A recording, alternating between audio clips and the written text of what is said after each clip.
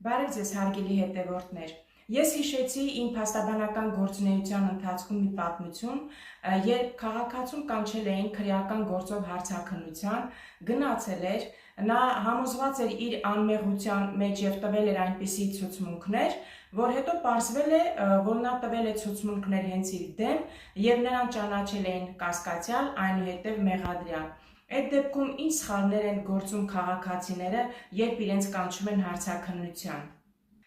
Մի ցուցմունք տվեք առանց հասկանալու ձեր իրավունքները։ Երբ կանչում են հարցաքննության, հնարավորինս շուտ դիմեք քրեական մասնագիտացված փաստաբանի։ Երբ ստանում եք ծանուցումներ, պահպանեք բոլոր փաստաթղթերը։ Դրանք կլինեն ծանուցումներ, արձանագրություններ, որոշումներ, հաղորդագրություններ եւ այլ ապացույցներ, անպայման պահպանեք եւ աշխատեք բնօրինակները պահպանեք ձեր մոտ։ Իսկ եթե ձեզ կանչում են հարցաքննության կամ գնում եք նախաքննական մարմնի մոտ կամ դատարանի, աշխատեք ներկայացնել պատճենները, իսկ երբ որ կպահանջեն բնօրինակը, նոր ներկայացրեք ձեր բնօրինակները։ Ուշադիր կարդացեք ցանկացած փաստաթուղթ նախքան ստորագրելը։ Եթե որևէ բան պարզ չէ, պահանջեք բացատրություն կամ խորհրդակցեք փաստաբանի հետ։ Եվ հետևեք դատավարական ժամկետներին, որովհետև բողոքարկման ընթացքում դրանք սահմանափակված են։ Այսինքն, բողոքարկման եւ այլ գործընթացների համար օրենքով սահմանված ժամկետները բաց թողնելը կարող է սահմանափակել ձեր իրավունքները։ Օրինակ, ասենք նախատեսված է 1 ամսյա ժամկետում բողոքարկել վերաքննիչ դատարան, եթե դուք բաց եք թողնում այդ 1 ամսյա ժամկետը, բնականաբար դուք արդեն զրկվում եք ձեր բողոքարկելու իրավունքից։ Ընդհանրապես, քրեական գործերով խուսափեք գործի մանրամասները հրապարակայնորեն քննարկելուց, հատկապես սոցիալական սայթերում։ Եթե դեռ նախաքննությունը ավարտված չէ եւ դուք հրապարակում եք այնպիսի գաղտնի տեղեկություններ, որոնք կարող են ազդել քրեական գործի վրա, դա նույնպես կարող է շատ վատ անդրադառնալ ձեր վրա։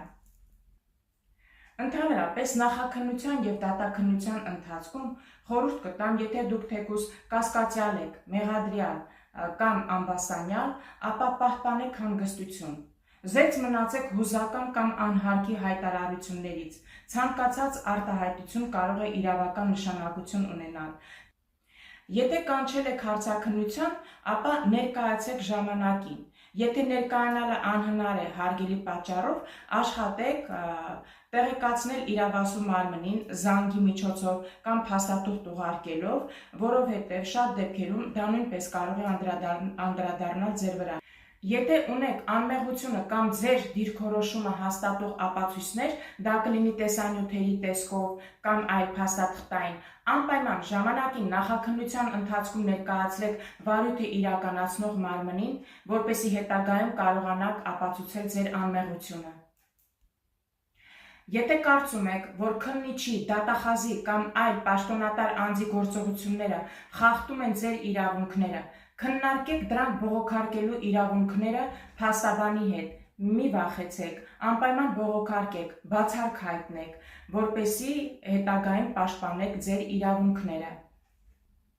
Եթե նախաքննության կամ դատաքննության ընթացքում ձեզ առաջարկվում է հաշտություն կամ մեղքի ընդունում, ապա դա մինչև չքննարկեք ձեր փաստաբանի հետ, երբեք չընդունեք։ Շատ դեպքերում նախաքննության ընթացքում ասում են ընդունիր մեղքդ, քո համար լավ կլինի, տուր խոստովանական ցուցմունքներ, հանկարծ այդպիսի քայլի չգնաք։ Հարգելի հետևորդներ, իսկ ավելի շատ օգտակար տեղեկություններ ստանալու համար կարող եք բաժանորդագրվել Լիաննա Բալյան YouTube ալիքին։